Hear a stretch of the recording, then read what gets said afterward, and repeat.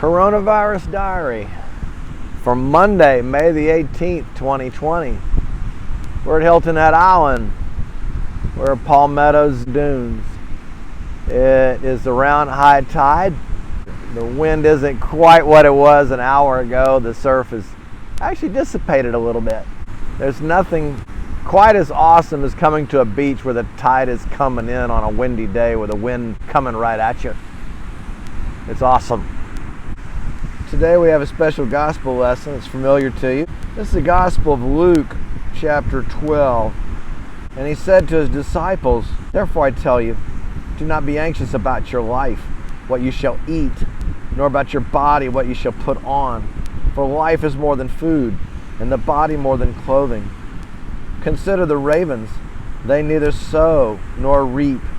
They have neither storehouse nor barn, and yet God feeds them. Oh, how much more value are you than the birds? And which of you, by being anxious, can add a cubit to his span of life? If then you're not able to do as small a thing as that, why are you so anxious about the rest? Consider the lilies, how they grow. They neither toil nor spin, yet even Solomon in all his glory was not arrayed like one of these. But if God so clothes the grass, which is alive in the field today, and tomorrow is thrown into the oven, how much more will he clothe you, O men of little faith? Do not seek what you are to eat and what you are to drink, nor be of anxious mind. For all the nations of the world seek these things, and your Father knows that you need them. But instead seek his kingdom, and these things shall be yours as well." That's a pretty blessed scripture. It is very similar to Matthew chapter 6. And so let's discuss this scripture. I don't think it's any secret that there's been a lot of anxiety in America since the virus came. At first we might have been scared there really was a true pandemic that would kill large portions of the populace. And we have had a lot of casualties. We're approaching 100,000 deaths. But the lockdown has caused anxiety even for people who are pretty confident they're not going to get killed by the virus. You realize that your friend who's been in business for 20 years might be out of business. And if he's out of business and he's broke, what's going to happen to you?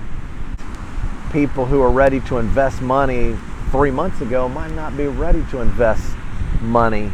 And that might affect you and your cash flow and your friends' cash flow and your clients.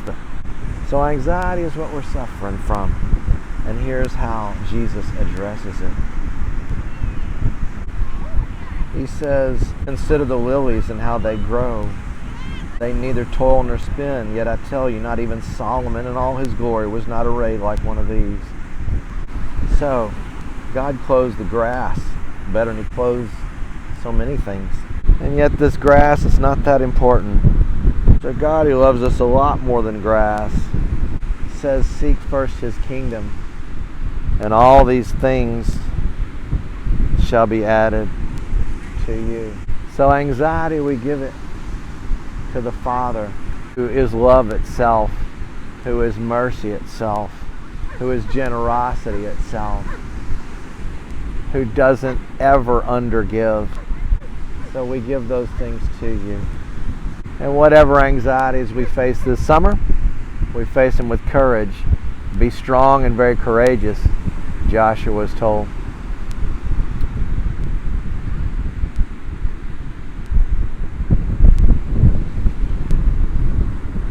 So God bless you all.